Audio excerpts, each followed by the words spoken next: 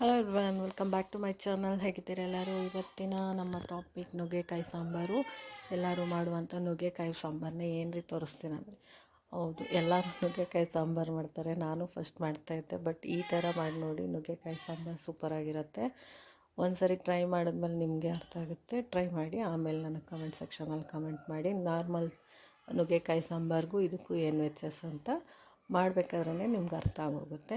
ನಾನು 1 ಕಪ್ಪಷ್ಟು ತೊಗರಿ ಬೇಳೆನ ತೊಳೆದು ನೆನೆಸಿಟ್ಟಿದ್ದೀನಿ. ಅದನ್ನು ಬೇಯೋಕೆ ಇಟ್ಕೊಳ್ಳೋಣ. 1 ಕಪ್ಗೆ 2 ಕಪ್ಪಷ್ಟು ನೀರು ಹಾಕಿ, 1 ಚಿಟಿಕೆ ಅರಿಶಿನ ಹಾಕಿ, ಸ್ವಲ್ಪ ಅಡುಗೆ ಎಣ್ಣೆ ಹಾಕಿ, ಬೆಳ್ಳುಳ್ಳಿ ಒಂದು 4ರಿಂದ 5 ಎಸಳು ಹಾಕಿ, ಒಂದು 4 ವಿಸಿಲ್ ಕೂಗಿಸ್ಕೊಳ್ಳೋಣ. ನೀವು ನಮ್ಮ ಚಾನಲ್ಗೆ ಹೊಸಬ್ರಾಗಿದ್ದರೆ ಖಂಡಿತ ಸಬ್ಸ್ಕ್ರೈಬ್ ಮಾಡಿ, ಪಕ್ಕದಲ್ಲಿರುವಂಥ ಬೆಲ್ ಬಟನ್ನ ಪ್ರೆಸ್ ಮಾಡೋದನ್ನು ಮರಿಬೇಡಿ. ಕಮೆಂಟ್ ಸೆಕ್ಷನಲ್ಲಿ ಕಮೆಂಟ್ ಮಾಡಿ. ಇವಾಗ ಇದು ಬೆಂದಿದೆ.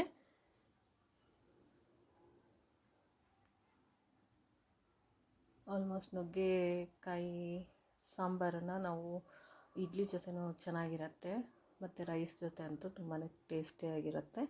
ಇವಾಗ ಇದನ್ನು ನೀರು ಬಗ್ಗಿಸ್ಬಿಟ್ಟು ನಾವು ಬೇಳೆನ ಸ್ವಲ್ಪ ಮಸ್ಕೊಳ್ಳೋಣ. ಹಾಗೇನೂ ಮಾಡ್ಕೋಬೋದು, ಬಟ್ ಬೆಳ್ಳುಳ್ಳಿಯನ್ನು ಮಸ್ಕೊಂಡ್ರೆ ಒಳ್ಳೆ ಟೇಸ್ಟ್ ಬರುತ್ತೆ. ಅದಕ್ಕೋಸ್ಕರ ಸ್ವಲ್ಪ ಹುಣಸೆಹಣ್ಣನ್ನು ಬಿಸಿ ಬೇಳೆಕಟ್ಟಲ್ಲೇ ನೆನೆಸ್ಕೊಳ್ಳೋಣ.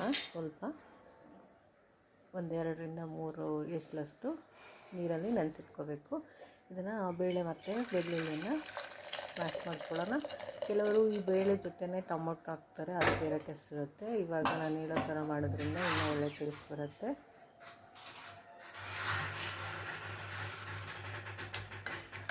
ಬೇಳೆನ ನೀಟಾಗಿ ಮಸ್ಕೋಬೇಕು.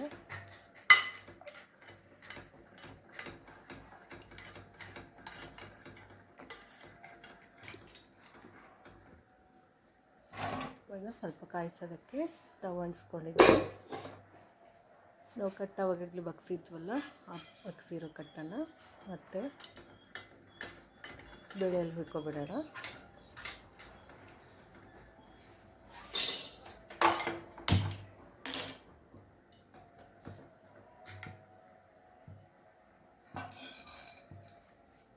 ಸ್ವಲ್ಪ ಹುಣಸೆಹಣ್ಣನ್ನು ನೀರಲ್ಲಿ ಹಾಕಿ ನೆನೆಸಿಟ್ಕೊಂಡಿದ್ದೀನಿ. ಇವಾಗ ಇದರಲ್ಲೇ ಈರುಳ್ಳಿ ಸ್ವಲ್ಪ ಹಾಕ್ಕೊಳ್ಳೋಣ. ಒಂದು ಅರ್ಧ ಈರುಳ್ಳಿಯನ್ನು ಕಟ್ ಮಾಡಿ ಹಾಕ್ತಾಯಿದ್ದೀನಿ. ನಾಟಿ ಈರುಳ್ಳಿ ಸಿಕ್ಕಿದ್ರೆ ನಾಟಿ ಈರುಳ್ಳಿ ಕೂಡ ಹಾಕ್ಕೊಳ್ಳಿ. ಇದು ನಾರ್ಮಲ್ ಈರುಳ್ಳಿನೇ, ಅರ್ಧ ಈರುಳ್ಳಿನ ಕಟ್ ಮಾಡಿ ಹಾಕ್ತಾಯಿದ್ದೀನಿ. ಮೀಡಿಯಮ್ ಸೈಜು ಅರ್ಧ ಈರುಳ್ಳಿ, ಕೊತ್ತಂಬರಿ ಸ್ವಲ್ಪ ಕಟ್ ಮಾಡಿರೋದು ಹಾಕಿ 1-2 ನಿಮಿಷ ಬೇಯಲಿ. ಇವಾಗಲೇ ನಿಮ್ಗೆ ಇದಕ್ಕೆ ಎಷ್ಟು ಬೇಕೋ ಅಷ್ಟು ನೀರನ್ನು ಹಾಕ್ಕೊಬಿಡಬೇಕು.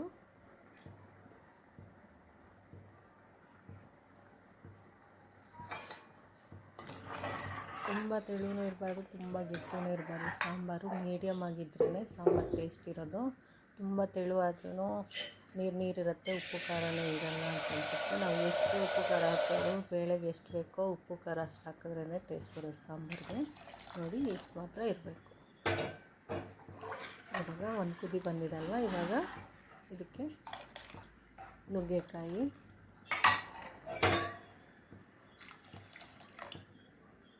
ಹಾಕ್ಕೊಳ್ಳೋಣ. ಕಟ್ ಮಾಡಿರೋಂಥ ನುಗ್ಗೆಕಾಯಿನ ಹಾಕ್ಕೊಂಡು ಬೇಯಕ್ಕೆ ಬಿಡೋಣ. ನಾನು 1/4 kg ಅಷ್ಟು ನುಗ್ಗೆಕಾಯಿ ಹಾಕಿದ್ದೀನಿ. ನಮ್ಮ ಮನೇಲಿ ತುಂಬ ಇಷ್ಟಪಟ್ಟು ನುಗ್ಗೆಕಾಯಿ ಇಷ್ಟಪಟ್ಟು ತಿಂತಾರೆ, ಅದಕ್ಕೆ ನುಗ್ಗೆಕಾಯಿನ ಜಾಸ್ತಿ ಹಾಕ್ತೀನಿ. ನೀವು ಇದ್ರ ಜೊತೆಗೆ ಆಲೂಗಡ್ಡೆ, ಬದನೆಕಾಯಿ ಕೂಡ ಕಾಂಬಿನೇಷನಾಗಿ ಹಾಕ್ಕೋಬೋದು. ಸ್ವಲ್ಪ ಹಸಿ ಕರ್ಬೇವಿನ ಸೊಪ್ಪನ್ನು ತೊಳೆದ್ಬಿಟ್ಟು ಹಾಕ್ತಾಯಿದ್ದೀನಿ.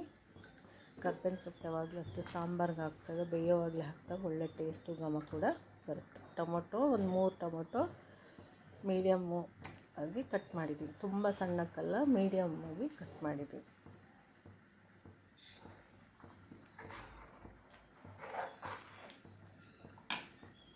ಇವಾಗ ಇದಕ್ಕೇ ಉಪ್ಪು ಹಾಕ್ಬಿಡೋಣ.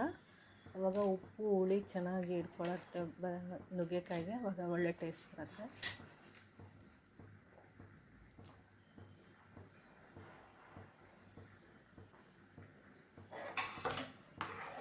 ಕಲ್ಲುಪ್ಪು ಹಾಕ್ತಾಯಿದ್ದೀನಿ, ರುಚಿಗೆ ತಕ್ಕಷ್ಟು ಹಾಕ್ಕೊಳ್ಳಿ.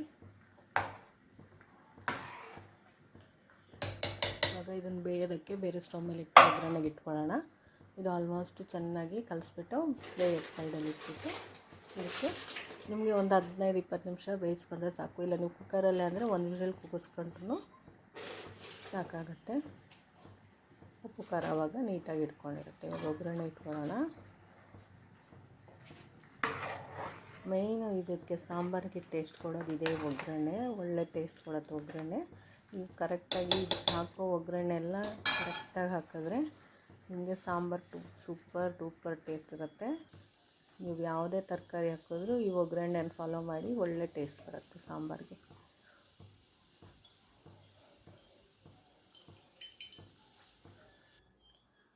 ಎಣ್ಣೆ ಕಾದಿದೆ. ಇವಾಗ ಸಾಸಿವೆ,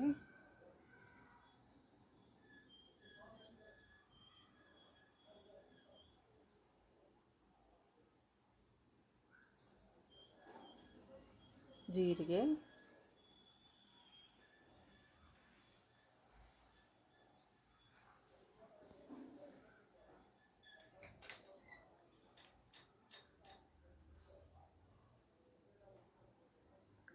ಸಾಸಿವೆ ಚಟ್ಪಟ ಅಂದಮೇಲೆ ಒಗ್ಗರಣೆಗೆ ಒಣಮೆಣ್ಸಿನ್ಕಾಯಿ ಸ್ವಲ್ಪ ಹಾಕ್ಕೊಳ್ಳಿ.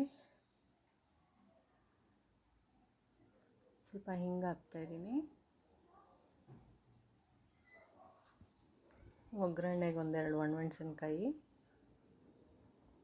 ಈರುಳ್ಳಿ ಉದ್ದನೆಗೆ ಹಚ್ಚಿರೋದು,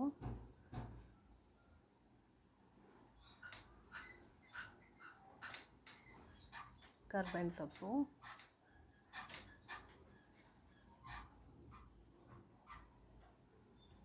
ಚೆನ್ನಾಗಿ ಗೋಲ್ಡನ್ ಬ್ರೌನ್ ಆಗಬೇಕು ಈರುಳ್ಳಿ, ಅಲ್ಲಿವರೆಗೂ ಹುರ್ಕೊಳ್ಳಿ.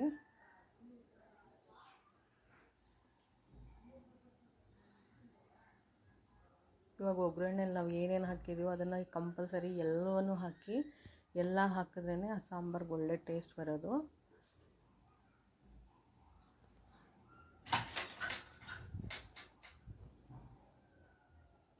ನೋಡಿ ಇವಾಗ ಸಾಂಬಾರು ಪುಡಿ ಹಾಕ್ಕೊಳ್ಳೋದಕ್ಕೆ.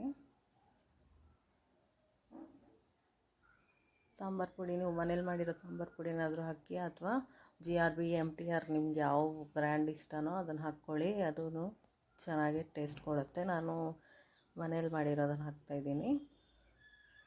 1.5 ಸ್ಪೂನಷ್ಟು ಹಾಕ್ತಾಯಿದ್ದೀನಿ. ಒಂದು ಅರ್ಧ ಸ್ಪೂನಷ್ಟು ಖಾರದ ಪುಡಿ ಹಾಕ್ತಾಯಿದ್ದೀನಿ. ಖಾರದ ಪುಡಿ ಈ ನಮ್ಮ ಸಾಂಬಾರು ಪುಡಿಯಲ್ಲಿ ಸ್ವಲ್ಪ ಖಾರ ಕಮ್ಮಿ ಇದೆ, ಅದಕ್ಕೆ ಖಾರದ ಪುಡಿ ಹಾಕ್ತಾಯಿದ್ದೀನಿ. ನಿಮ್ಮ ಸಾಂಬಾರು ಪುಡಿಯಲ್ಲಿ ಸ್ವಲ್ಪ ಖಾರ ಜಾಸ್ತಿ ಇದೆ ಅಂದರೆ ಖಾರದ ಪುಡಿಯನ್ನು ಅವಾಯ್ಡ್ ಮಾಡಿ.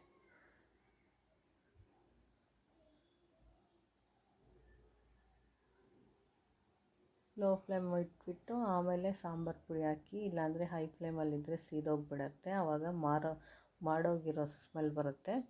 ನೋಡಿ, ಒಂದು ಅರ್ಧ ಸ್ಪೂನಷ್ಟು ಖಾರದ ಪುಡಿ ಹಾಕ್ತಾಯಿದ್ದೀನಿ. ಇವಾಗ ಕಲಿಸ್ಕೊಬಿಟ್ಟು ಹುಣಸೆಹಣ್ಣು ಹಿಂಡಿ ಇಟ್ಟಿದ್ವಲ್ವ, ಆ ಹುಣಸೆಹಣ್ಣನ್ನು ಇದಕ್ಕೆ ಹಾಕ್ಕೊಳ್ಳೋಣ.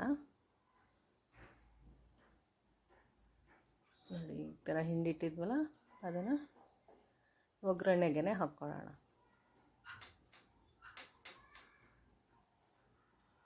ತೊಕ್ಕೆಲ್ಲನೂ ನೀಟಾಗಿ ಹಿಟ್ಬಿಟ್ಟು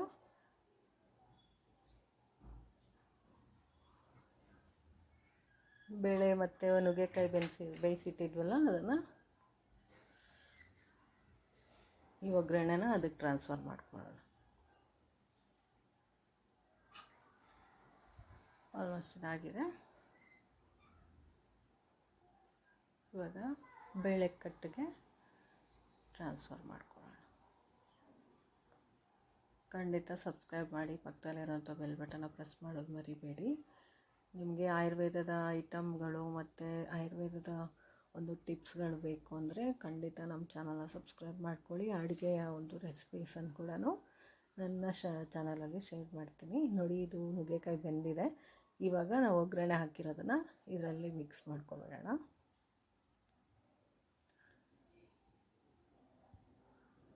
ತುಂಬ ಟೇಸ್ಟಿಯಾದಂತಹ ನುಗ್ಗೆಕಾಯಿ ಸಾಂಬಾರು ರೆಡಿ. ಅನ್ನದ ಜೊತೆ ಸ್ವಲ್ಪ ತುಪ್ಪ ಹಾಕ್ಕೊಂಡು ಒಂದು ಹಪ್ಪಳ ಸುಟ್ಟಿಟ್ಕೊಂಡು ತಿಂತಾಯಿದ್ದೀರಾ ಅಂದರೆ ಸ್ವರ್ಗಕ್ಕೆ ಮೂರೇ ಗೇಣು. ತುಂಬಾ ಚೆನ್ನಾಗಿರುತ್ತೆ. ನಾನೇ ಮಾಡಿದೆ, ನಾನೇ ಕೊಚ್ಕೋತಾ ಇದ್ದೀನಿ ಅಂತ ಹೇಳ್ಬಿಟ್ರಿ. ನೀವು ಇದೇ ರೀತಿ ಮಾಡಿದ್ರೆ ಒಳ್ಳೆ ಟೇಸ್ಟ್ ಬರುತ್ತೆ. ಒಳ್ಳೆ ಕಾಂಪ್ಲಿಮೆಂಟ್ಸನ್ನು ನಿಮ್ಮ ಮನೆಯವ್ರು ಕೊಡ್ತಾರೆ. ನಮ್ಮ ಮನೆಯವರು ಕೂಡ ಕೊಟ್ಟಿದ್ದಾರೆ, ಅದಕ್ಕೆ ನಾನು ಈ ಅಡುಗೆನ ಮಾಡಿ ತೋರಿಸ್ತಾ ಇರೋದಷ್ಟೇ. ಐ ಹೋಪ್ ಈ ವಿಡಿಯೋ ಇಷ್ಟ ಆಗಿದೆ ಅಂತ ಅಂದ್ಕೊಂಡಿದ್ದೀನಿ. ಇಷ್ಟ ಆಗಿದರೆ ಲೈಕ್, ಶೇರ್ ಮಾಡಿ, ಕಮೆಂಟ್ ಮಾಡಿ. ಸಬ್ಸ್ಕ್ರೈಬ್ ಮಾಡ್ದಲ್ಲೇ ಸಬ್ಸ್ಕ್ರೈಬ್ ಮಾಡಿ, ಪಕ್ಕದಲ್ಲಿರೋಂಥ ಬೆಲ್ ಬಟನ್ನ ಪ್ರೆಸ್ ಮಾಡೋದನ್ನು ಮರಿಬೇಡಿ. ಇದಾಗಿದೆ, ಬೇರೆ ಬಟ್ಲಿಗೆ ಬಗ್ಗಿಸ್ಕೊಳ್ಳೋಣ.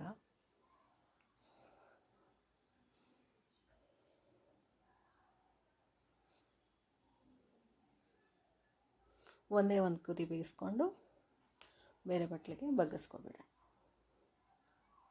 ಲಾಸ್ಟಲ್ಲಿ ಸ್ವಲ್ಪ ಹಿಂಗನ್ನು ಹಾಕ್ಕೋತಾ ಇದ್ದೀನಿ.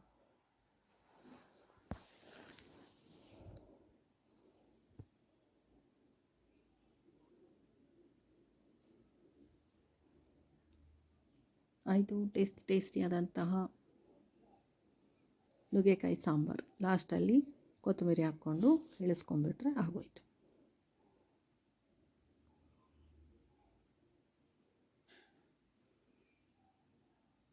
ನೋಡಿ, ಹೋಟೆಲ್ ಸ್ಟೈಲಲ್ಲಿದೆ ಅಲ್ವಾ ಸಾಂಬಾರು. ಈ ಥರ ಮಾಡಿ ನೋಡಿ. ತಟ್ಟೆನ ನಾಕ್ತಲೇ ಇದ್ದರೆ ನನ್ನ ಹೆಸರನ್ನು ಉಲ್ಟಾ ಇಟ್ಕೊತೀನಿ ನಾನು. ನಿಜವಾಗ್ಲೂ ಚೆನ್ನಾಗಿರುತ್ತೆ, ಮಾಡಿ ನೋಡಿ.